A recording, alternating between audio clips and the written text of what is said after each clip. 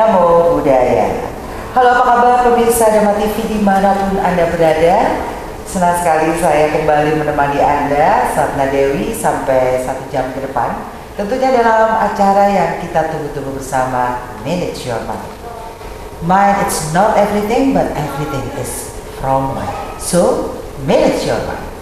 Segala sesuatu, pikiran mungkin bukan segala-galanya, tetapi segala-galanya berasal dari pikiran kita. Maka untuk kita belajar untuk memanage, mengelola pikiran atau batin kita. Baik pemirsa Dhamma TV, pada kesempatan kali ini kita akan belajar tentang satu tema, yaitu membangun keluarga Hita Sukaya. Nah, apa itu? Tentunya kita akan berdiskusi dengan narasumbernya. Beliau adalah Yang Mulia Bhikkhu Dhammavicaya Mahathera. Apa kabar Bante? Ya, Sukihoto, Namo Buddhaya, kebahagiaan milik kita bersama. Marilah kita bangkitkan kebijaksanaan di dalam batin dan pikiran kita untuk menemukan pencerahan dalam pikiran kita pribadi masing-masing. Iya, apa kabar Bante? Ya, lumayan baik-baik aja lah. Udara dingin ya ini ya di Batu ya. Kita berada di Wihara Padmagraha di Simpang Imam Bonjol ya Bante ini ya. Iya. Bante, umat Buddha itu terdiri dari dua kelompok nih, yaitu umat berumah tangga dan umat yang tidak berumah tangga. Mungkin bisa dijelaskan Bante. Ya, otomatis istilahnya kebanyakan manusia itu kan mereka senang menjadi umat berumah tangga. Sangat sedikit yang menjadi mereka rohaniwannya. Karena memang itu sudah merupakan hukum kewajaran. Kita ini berada di alam yang namanya kama wacara bumi. Makhluk-makhluk yang hidup dipenuhi oleh nafsu-nafsu keinginan. Sedangkan yang mereka yang mau keluar dari keadaan duniawi ini, otomatis dia harus membebaskan dengan nafsu-nafsunya itu. Mereka dari itulah mereka selalu harus mengendalikan sepenuh-penuhnya di dalam keenam indrahnya itu untuk membersihkan batin dan pikiran tidak terkena oleh sensasi-sensasi yang mengotori batin mereka. Ya, jadi ada dua umat Buddha itu bisa bebas menentukan pilihannya untuk berumah tangga atau tidak berumah tangga. Apakah umat Buddha seperti itu? Karena ada umat yang lain diwajibkan untuk berumah tangga, Bante. Ya, sekarang kan begini aja, kalau kita mengatakan diwajibkan itu seolah-olah ada sesuatu pemaksaan ya. Maka itulah yang dikatakan kebebasan itu akan menjadi sarana yang menunjukkan kedewasaan tiap-tiap individu. Jadi kalau ajaran yang tinggi, dia mengajarkan kita itu menjadi orang dewasa. Pilihlah yang terbaik. Kamu bukan orang bodoh, kamu orang bijaksana. Bisa memilih mana yang baik dan mana yang benar dan mana yang salah. Jadi kita tidak ada pemaksaan harus seperti ini. Ini yang paling benar. Itu namanya pembenaran yang sering terjadi gitu. Iya, tapi banyak loh kasus Bante bahwa menikah itu diwajibkan oleh orang tua atau menjadi suatu desakan karena masyarakat atau sosial. Ya, itu sudah wajar lah, kan istilahnya kebanyakan manusia kan hidupnya seperti itu. Mengharapkan kita juga mengikuti cara kehidupan yang secara umum. Ya, ya. Kalau sesuatu yang di luar cara itu kan tidak umum, ini konslet, menyimpang dari kebiasaan umum. Mereka bilang konslet. Bante pernah nggak seperti itu dari masyarakat atau dari keluarga mungkin? Kenapa kamu tidak menikah seperti itu? Pernah nggak Bante mengalami itu Bante? Ya, mereka sih ya maunya begitu, semuanya tidak memaksa mengapa kamu tidak menikah, cuma dia hanya menanyakan kenapa kamu pilih seperti ini, kan kita tidak setuju kan gitu aja. Otomatis kita harus memahami mengapa seperti ini ya. Itulah cara berpikir tiap-tiap individu itu memang berbeda-beda. Maka dari itu apa yang diajarkan Sang Buddha itu memang harus datang lihat untuk membuktikan kebenaran itu sendiri. Ya. Kalau kita sama sekali belum membuktikan, kita ini hanya menggunakan ilmu pembenaran. Kalau pembenaran itu dengan kebenaran berbeda jauh. Ya. Pembenaran podo-podo nggak rone, podo-podo nggak lihatnya. Jadi kita sama-sama buta dan sama-sama tidak tahu. Lalu harus percaya. Nah, itulah yang dikatakan pembenaran seperti itu. Tetapi kalau yang dikatakan kebenaran, ternyata kebenaran itu semua ada di dalam pola pikir kita masing-masing. Kalau siapapun juga yang terlatih, tertata pikirannya selalu positif, selalu terkendali, selalu membuat dia tenang, dia akan merasakan, oh, hidup itu tergantung inti dari pikiran kita. Kalau dilatih pikiran terus-menerus terbiasa seperti ini, kita akan bahagia, tidak pernah menderita di saat itu. Makanya itu, kalau kita terjun ke duniawi lagi, masalah begitu kompleks, begitu banyak, jadi otomatis kita juga tidak ada satupun yang bisa menghindari gonjang-ganjing penderitaan yang dialami dalam pikirannya. Ketenangan selalu terkacaukan. Jadi itulah namanya, kalau kita tetap mau terjun ke duniawi, kita akan mendapatkan masalah-masalah yang tidak pernah berhenti. Tetapi kalau kita bisa memotong, tidak memikirkan masalah duniawi, hanya memikirkan bagaimana menata pikiran kita secara pribadi masing-masing supaya memiliki kekokohan, kekuatan, kemampuan untuk membuat pikiran ini selalu tenang, selalu damai, tidak ada yang ngotori lagi. Nah, itulah yang dikatakan satunya ke arah keduniawian, dia mendapatkan masalah, tapi ya senang secara duniawi itu. Tetapi kalau dia masuk ke dalam, seolah-olah tidak ada yang mempengaruhi batinnya, hening, tenang, damai, tidak ada masalah setiap saat. Nah, kalau kita tinggal pilih, mau cari masalah, silakan terjun ke duniawi. Kalau kita masuk ke dalam batin kita, kita tidak menemukan masalah apapun di situ. Nah, itulah yang dikatakan padamnya dalam aktivitas pikiran kita. Sesungguhnya itulah yang dikatakan kebahagiaan, karena tidak pernah muncul masalah dalam batinnya, hening selalu seperti itu. Iya, iya Bante. Kalau kita lihat bahwa Guru Agung kita Sang Buddha itu memilih untuk meninggalkan kehidupan berumah tangga. Iya. Tapi saya pikir beliau sudah sampai di puncak-puncak duniawi kan. Tapi kan tidak semua orang sampai pada puncak-puncak duniawinya, menjadi seorang raja dan mungkin segala hal bisa dia dapatkan perihal duniawi, sehingga kalau menurut saya udah mentok nih, udah jenuh nih gitu kan. Kemudian turun menjadi, kalau kita bilang menjadi gelandangan loh ya Bante, meninggalkan semua, mengembara seperti itu. Nah Bante, sebenarnya di Buddhism tuh kan ajaran gurunya seperti itu, tetapi ada juga pengertian hidup adalah pilihan untuk bisa menjadi perumah tangga. Bagaimana sebenarnya keluarga ideal menurut Buddha Bante, sedangkan gurunya aja meninggalkan? Begini ya, kita harus memahamin, kalau kita lihat kehidupan riwayat Sang Buddha itu yang dulu-dulunya juga harus diikut sertakan. Sang Buddha sudah mengatakan kepada kita semua, kita ini sudah lahir dan mati dari lingkaran kehidupan ini, ada 31 alam, itu hampir semuanya itu kita pernah masuk. Jadi alam yang paling rendah pun pernah masuk, juga alam yang paling tinggi juga pernah masuk.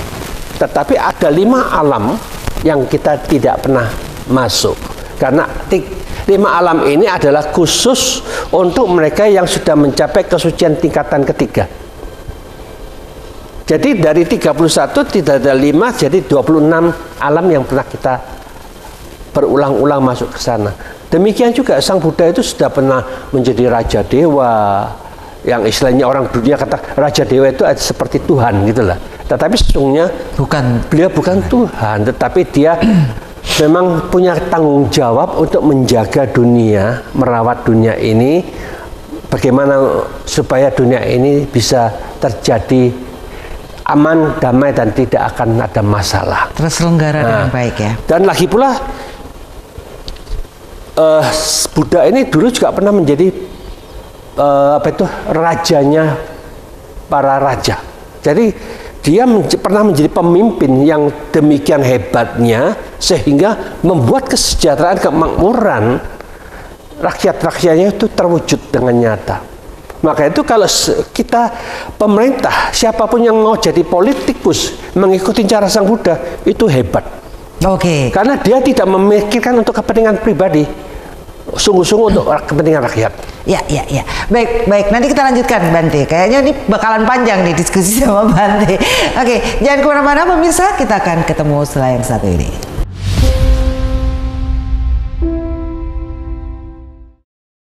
Baik, pemirsa Dhamma TV masih bersama saya di Manage Your Mind, membangun keluarga Hita Sukaya.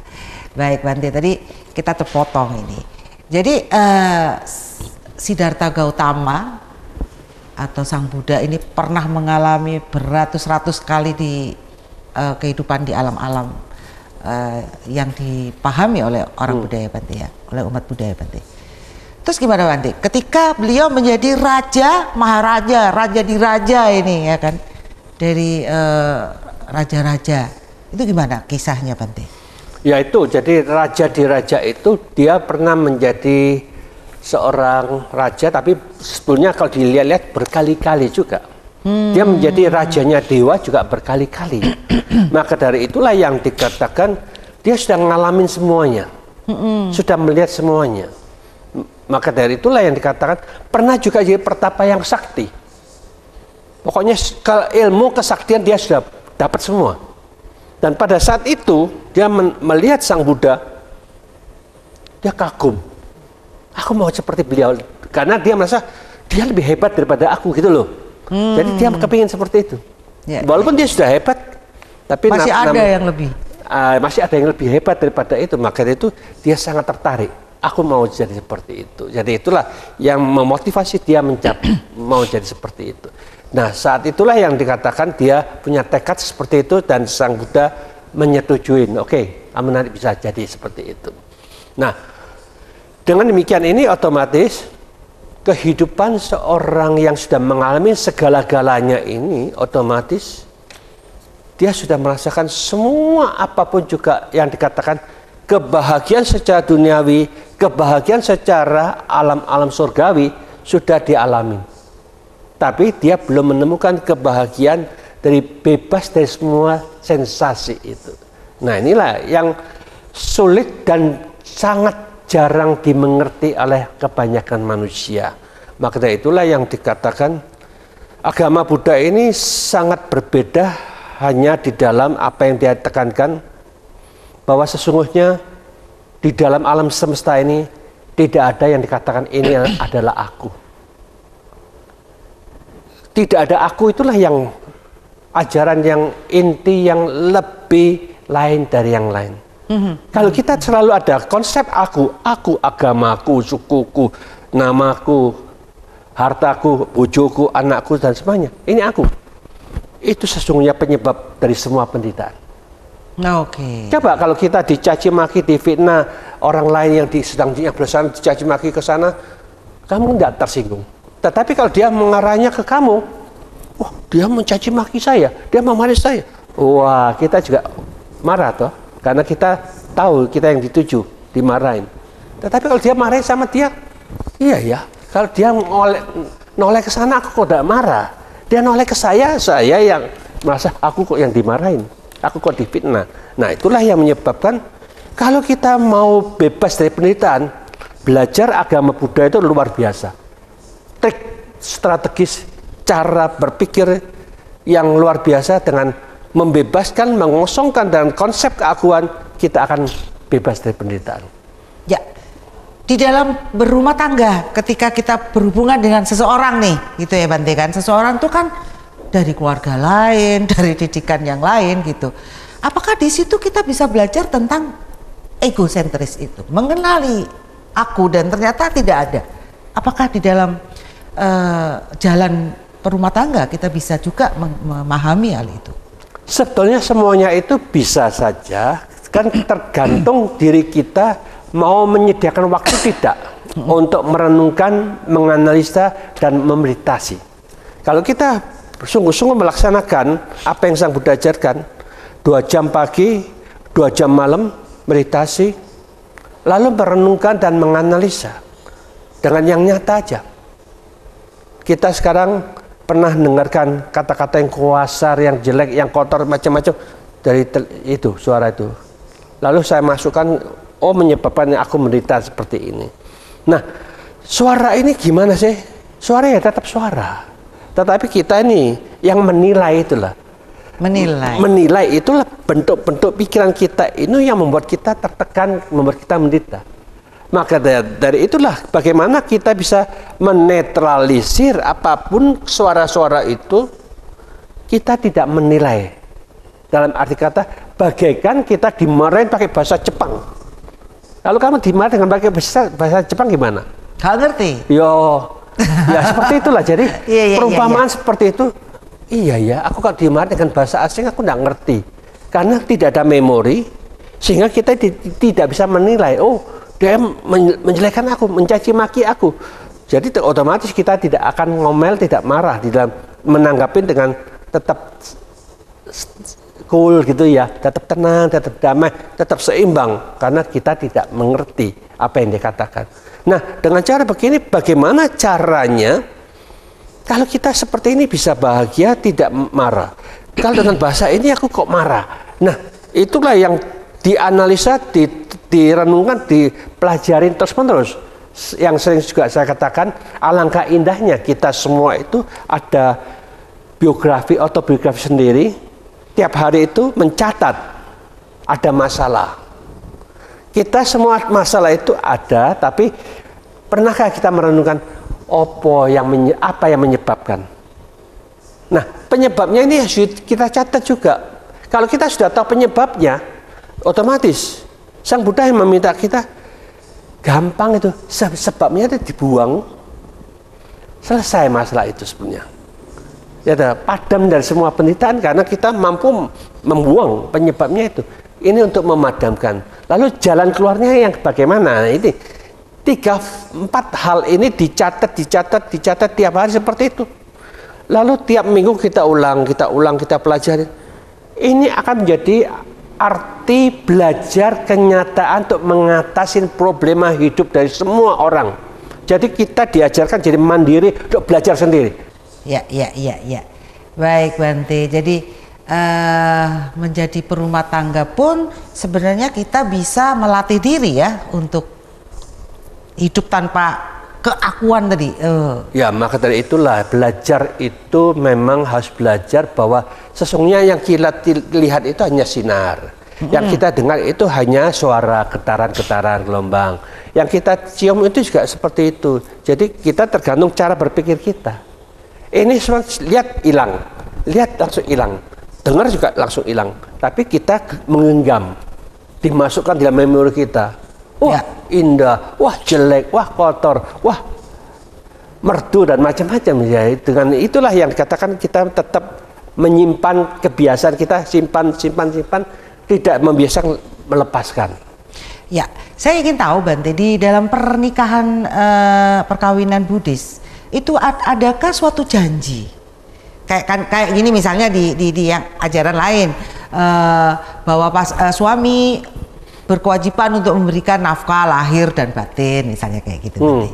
Atau ada yang selalu berada bersama di dalam suka dan duka, seperti itu. Kalau di Buddhis itu apa? Ada janjinya nggak Bante? Sesungguhnya di dalam Buddhis itu ada yang namanya Sigalo Wada Sutta, yaitu sutta yang mengajarkan kepada sigala. Di sana termasuk kewajiban seorang suami itu bagaimana terhadap istri. Demikian juga sebaliknya, istri terhadap suami itu bagaimana. Kalau ini bisa dijalankan, otomatis ini akan menjadi sarana yang membuat kehidupan harmonis dan kebahagiaan dalam rumah tangga itu. Itulah yang dikatakan manajemen kehidupan perumah tangga itu ada, diajarkan. Demikian juga perumah tangga itu kalau mereka sama-sama ada 4 faktor yang sama, ya ini sumber kebahagiaan. Apa itu Bante? Yaitu 1, keyakinan harus sama. Lalu sila harus sama, siap berkorban juga harus sama, dan kebijaksanaan harus sama. Nah, ini keyakinan itulah yang menyebabkan kalau kita sekarang perkawinan ada 2 keyakinan yang berbeda. Otomatis tiap hari yang didebatkan agama. Kalau kita sudah kalau kita sudah menjadi satu kesatuan, jangan bicara agama. Agamamu, agamaku, agamaku. Nah, kan gitu ya.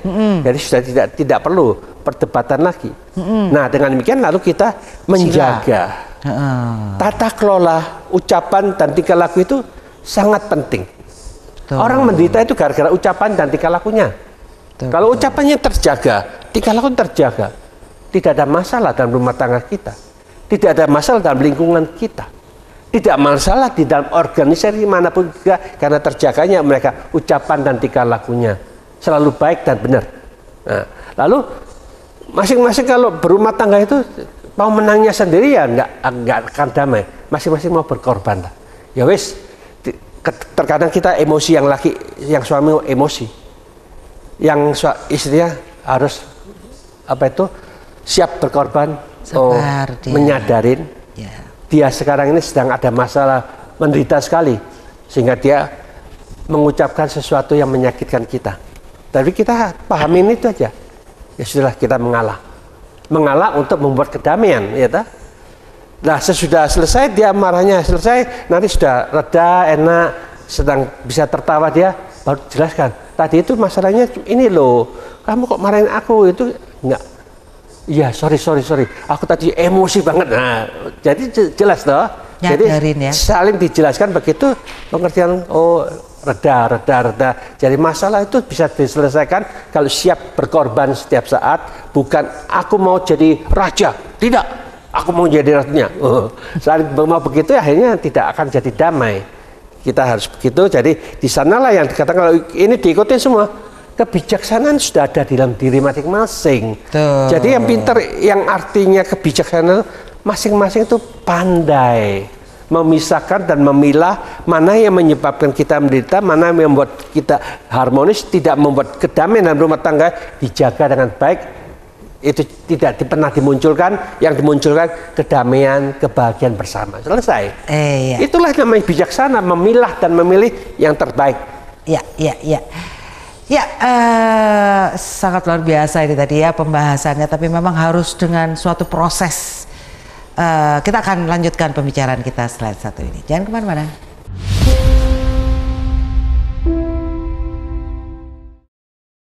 Baik, Bisa Dapat TV masih di Manage Your Mind dan bersama narasumber kita yang luar biasa, yang mulia Pikudama Wicayu Mahathera, membangun keluarga kita Sukaya.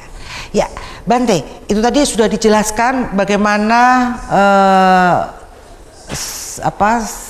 seseorang yang memutuskan untuk menjadi berumah tangga dan kemudian mencapai kehidupan yang berkualitas lah ya, baik gitu ya.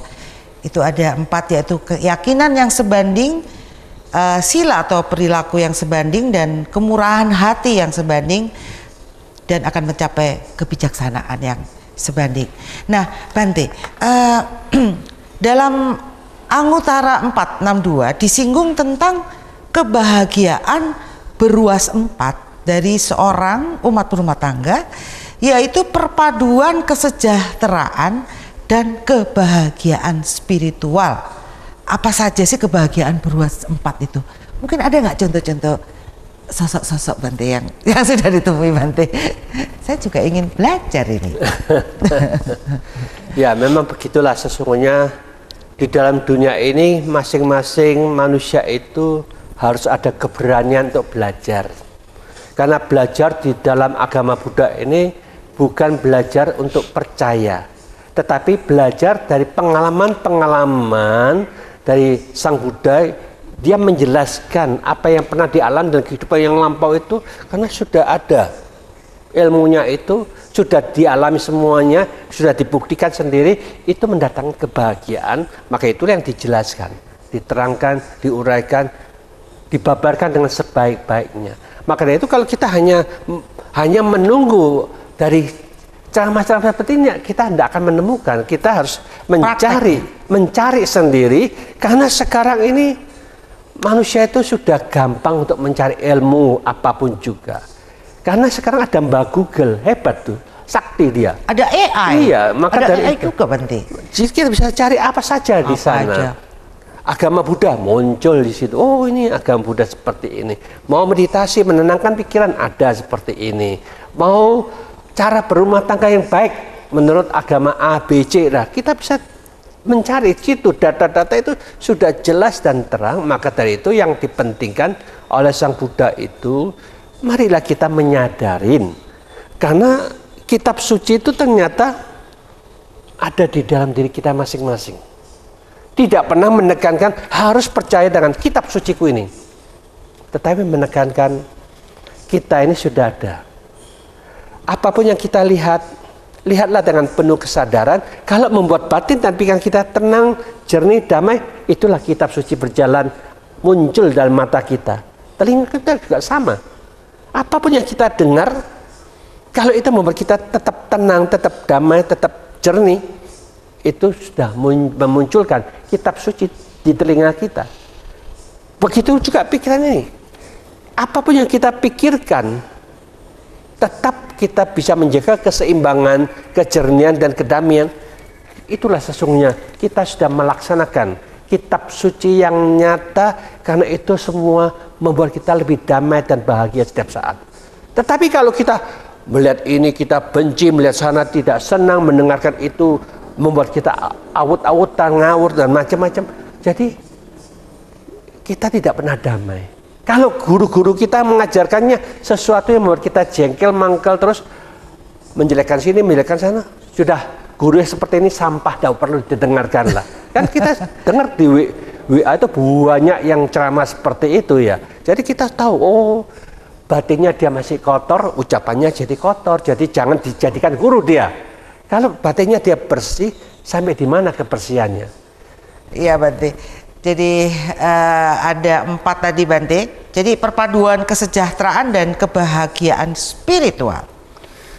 Ya otomatis lah, istilahnya kalau kita lihat ya sepertilah itulah namanya kita intinya cara membahagiakan spiritual kita lah yang penting ya toh. Kalau masalah yang di luar itu ya dunia tahu caranya bagaimana semuanya. Semuanya itu siapapun yang mau maju dia harus punya canda. Canda itu senang, gembira, dan bahagia dengan apa yang dikerjakan itu, karena itu akan menghasilkan sesuatu yang mereka harapkan.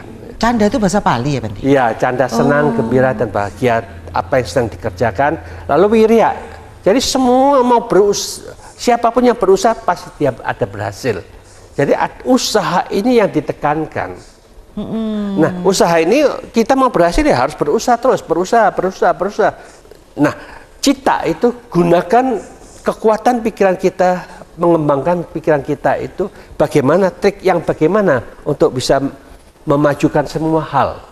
Yaitu itu namanya hanya perlunya wimangsa, kebijaksanaan, strategisnya, caranya untuk memproduksi, caranya untuk menyebarkan, sama mempromosikan dan macam-macam. Itu dikembangkan berbagai macam cara, otomatis di sanalah yang namanya Sang Buddha itu walaupun dia seorang rohaniwan yang paling tinggi, tetapi mengajarkan semua strategi semua itu karena dia sudah punya ilmunya yang sudah tersimpan di dalam memorinya yang begitu panjang yang dialamin sendiri. Jadi dengan demikian ini kalau lihat ya seperti itulah seharusnya dijalankan oleh semua orang pemimpin apapun juga. Mereka seharusnya belajar dan mencari ilmu yang telah diajarkan oleh Sang Buddha itu sangat-sangat efektif, berguna dan membawa manfaat secara pribadi maupun untuk lingkungan kita, untuk masyarakat, untuk alam semesta. Bahkan para dewa, para Brahma, karena Sang Buddha itu gurunya para dewa dan Brahma juga. Karena beliau itu waktu di alam surga mengajarkan itu yang datang dari 10.000 bumi yang lainnya ikut datang. Jadi waktu itu yang mendengarkan tak terhitung banyaknya. Sampai-sampai dikatakan selama 3 bulan itu yang mencapai kesucian ada 80 miliar makhluk suci. Dari para alam dewa, Brahma itu yang tadinya belum suci, saat itu dia mencapai kesucian. Bante, ketika Sang Buddha sudah meninggal, wafat. Meninggal kan beliau tidak akan lahir lagi, atau beliau sudah di nibbana, lenyap, atau apakah beliau masih mengajar juga Bante? Ini namanya asangkata dhamma, sesuatu kebenaran yang tidak bisa dipikirkan oleh pikiran manusia yang belum mencapai tingkatan seperti itu. Tapi saya kepikiran. Tetapi kita harus paham juga, karena kehebatan dari beliau-beliau yang sudah mencapai tidak terpikirkan itu, ternyata bagi mereka yang aktif meditasi, ternyata dia bisa dapat nasihat-nasihat, petunjuk, karena sesuai dengan gelombang pikiran orang itu, apa yang sedang dibutuhkan. Nah, otomatis gelombangnya ini, dia tahu perlu dibantu, dia akan datang dengan sendirinya lah. Jadi kita ini kalau mau berjumpa, mendapatkan nasihat dari yang teratas, kita sungguh-sungguh memurnikan batin dan pikiran kita. Jangan memikirkan, Sang Buddha, kamu kan banyak harta ya, harta kasihkan aku semua. Sudahlah, itu dia tidak akan datang. Wah, ini seraka banget. Aduh, iya berarti. Jadi kualitas dari kemurnian energi itu sebenarnya bisa dicapai di alam-alam meditasi ya Bante. Tetapi setelah kita lepas dari meditasi, apakah kita juga masih terpapar kekotoran-kekotoran batin? Jangan jawab dulu Bante. Baik, Bu Dharma TV, kita akan ketemu setelah satu ini.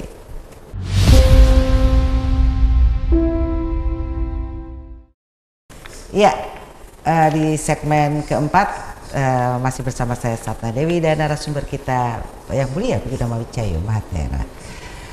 Bante, jadi kemurnian batin itu bisa kita alami di alam-alam meditasi. Mungkin kalau tidak rutin, mungkin kita punyalah sensasi itu gitu. Tetapi ketika kita keluar dari alam meditasi itu, kita terpapar lagi dengan hal-hal yang negatif itu Bante. Menurut Bante bagaimana Bante? Ya, itulah yang namanya kita itu harus memahami. Ketika Sang Buddha belajar meditasi dengan guru-guru ahli meditasi saat itu, dia belajar bagaimana mencapai jana yang tertinggi. Yang satu mengajar ketujuh, dia merasakan ketika dia mencapai ketujuh itu, waktu meditasi memang seolah-olah batinnya tidak ada pengotor. Tetapi dia waktu keluar, misalkan sedang mencari makanan gitu, pikirannya dia aduh, makanan kok seperti ini, bagaimana aku bisa makan? Kan dia seorang pangeran dulunya ya. Makanannya cuma seperti ini tok, makanan dari desa gitulah. Aduh, aku nggak bisa makan ini. Dia rasa, ternyata aku ada nafsu ingin mendapatkan makanan seperti yang dulu di istana. Berarti batinku ini belum bersih. Ini belum mencapai yang tertinggi. Nah, itulah akhirnya dia belajar lagi yang lain. Tetap kondisi yang seperti itu juga. Ketika kita meditasi memang seolah-olah bersih. Ketika kita masih connect ke dalam di luar dunia nih, apa yang aku dapatkan sesuai enggak apa yang dengan keinginanku? Aku enggak cocok dengan keinginan. Nah, itu kita masih kotor. Maka dari itu yang dikatakan Sang Buddha memahami seperti ini, akhirnya dia mengajarkan. Kalau kita mau mencapai tidak terkontaminasi oleh kekotoran itu, harus menjaga pikiran kita tetap dalam keseimbangan dan ketenangan yang terus-menerus. Jadi kita tidak akan mengalami seperti itu. Maka dari itu, jana itu tetap harus dijaga. Kalau kita tetap masuk di dalam jana, apapun yang kita lihat, apapun yang kita dengar, apapun sensasi yang kita hadapin, kita selalu menjaga keseimbangan itu. Jadi kita tidak terkena. Tetapi kalau masih terkena, karena kita masih dipermainkan oleh pikiran kita sendiri, nafsu menjadi pemimpin kita. Tetapi kalau kita menjadi pemimpin di dalam kesadaran yang kokoh dan kuat, di sana keseimbangan terjadi, kita meletakkan energi pikiran kita selalu di sana, kita tidak akan terkontaminasi dengan masalah itu. Itu aja. Ya. Berarti Bante menjadi perumah tangga itu sebuah latihan juga sebenarnya. Bagaimana ketika kita sudah meditasi, ketemu suami atau ketemu istri yang gatel no hati gitu, bikin emosi gitu dengan emosinya dia gitu kan. Ini orang-orang yang dekat justru mengasah kita gitu Bante ya. Itulah yang dikatakan hidup adalah selalu belajar untuk mengatasi semua masalah. Itu namanya kita belajar bagaimana membangkitkan kebijaksanaan kita. Tetapi kalau kita belum memiliki kemampuan dalam mengendalikan pikiran, belum mampu membuat ketenangan, masing-masing itu masih emosi, podo emosi, akhirnya itulah yang menjadi pertengkaran dalam rumah tangga kita. Maka dari itulah kalau memang dia seorang umat Buddhis, istilahnya umat yang bijaksana, kesempatan inilah kita selalu belajar bareng-bareng untuk bertukar pikiran bagaimana mengembangkan kebijaksanaan dalam perumah tangga itu. Kalau kita mau belajar ini, tidak ada agama yang sehebat yang diajarkan oleh Sang Buddha. Sang Buddha itu hanya mengajak kita ada penderitaan. Kalau kita tetap mengikuti cara ini, kita akan tetap menderita. Ada cara untuk membebaskan dari penderitaan. Kalau kita mengikuti cara ini, kita sungguh-sungguh menciptakan kedamaian dalam rumah tangga kita. Jadi kita harus melihat dua faktor ini, kita yang sering kita pakai yang mana. Kalau kita sendiri secara pribadi kita masih menderita, sulit untuk mengharapkan pasangan hidup kita juga bahagia. Maka itu masing-masing itu kalau bisa, ya itulah harus sama-sama meditasi. Ketika kita sama-sama meditasi di pagi hari 1 jam untuk menenangkan, setengah jam ya toh. Setengah jam lagi menganalisa kemarin itu apa saja yang kita alamin, apa yang menyebabkan, kenapa saya kok emosi, kenapa kok saya jadi marah. Nah itu dianalisa, direnungkan, kita tahu, oh ini loh penyebabnya, oh ini loh penyebab. Kalau semuanya seperti ini terus menerus, malam juga seperti itu, lama-lama kita akan menjadi experience is our teacher, is the best teacher ya dah. Pengalaman-pengalaman itu akan menjadi guru kita yang terbaik. Jadi jangan percaya dengan kata-kata orang lain. Sekarang kita alamin sendiri, atasin sendiri, bagaimana mengatasi semua masalah itu dengan sebaik mungkin yang bisa kita temukan. Jadi kita bukan anak kecil lagi, orang yang dewasa, pandai, cerdik itu bisa memilah dan memilih sing bener ya iki lho, sing salah ya tetap salah. Jadi kita tidak bisa mengatakan agamaku yang terbaik. Jadi kita harus netral di dunia ini, tidak ada namanya agamaku. Yang ada adalah apa konsep yang kita masukkan di dalam memori kita. Jadi kita punya komputer, kalau programnya yang dimasukkan jelek-jelek semua, nggak ada manfaatnya. Buat apa kita punya agama yang tidak ada program yang terbaik? Semua orang mau yang terbaik, ya toh? Ya. Ya kalau kita mau dapat istri ya istri yang terbaik. Suami ya mereka juga kepingin istri suami yang terbaik. Maka jadilah suami dan istri yang terbaik. Di dalam tata kelola cara berpikir kita masing-masing itu akan memperbaiki cara ucapan dan tingkah laku menjadi baik juga. Ya, menurut Buddha ada 4 macam pasangan dalam perkawinan di dunia ini. Apa? Ya otomatis kita lihat harus ada tahu yang namanya setan ketemu setan. Jadi tiap hari itu cekcok, tengkar, berkelahi terus itu setan. Tapi barengan terus. Ya, ada setan ketemu dewa. Ya, jadi satunya setan, wah itu ngomel atau caci maki terus. Yang ini yang satunya aduh, ode api, jadi nggak dibales lah. Ya sudahlah, biarin aja pasangan saya memang cerewetnya begitu. Ngomel terus, jadi dia sabar tapi sakit hati juga. Ini dewanya seperti itu atau dewinya. Jadi terkadang kan yang jelek itu suaminya atau istrinya ya, dia jadi setannya. Yang ini dewa atau dewinya yang baik. Jadi demikian juga ada yang namanya yang salah satu yang dikatakan ya dia jadi setan, ini jadi Dewi. Ya, seperti itulah. Jadi dengan demikian inilah yang dikatakan yang terbaik itu dewa sama dewi ketemu. Jadi mereka itu sudah punya ucapan selalu benar dan baik, tingkah laku selalu benar dan baik. Nah itulah harapan dari semua perumah tangga, menemukan pasangan yang serasi harmonis seperti itu. Tetapi berarti kalau kita lihat secara kasarnya hanya 25% yang bahagia. Iya. 75%. Aduh, mereka tidak bahagia. Masih berproses lah Bante. Ya, itulah maka dari itulah kita yang mau bahagia itu kita harus revolusi mental kita. Jadi perbaikin cara berpikir kita masing-masing hanya bisa dengan meditasi atau dengan doa, sering-sering berdoa karena doa itu sangat luar biasa.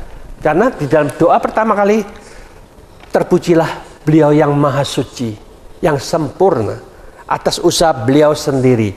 Mudah-mudahan aku juga bisa membersihkan batin dan pikiranku seperti beliau-beliau yang tersempurnakan itu. Jadi tiap-tiap orang memotivasi kita dengan cara seperti itu. Kalau kita membersihkan, lama-lama kan kita tahu, oh tujuan utama yang seperti ini. Ya, kita berusaha semua hidup ini tergantung memang dari pola pikir kita masing-masing.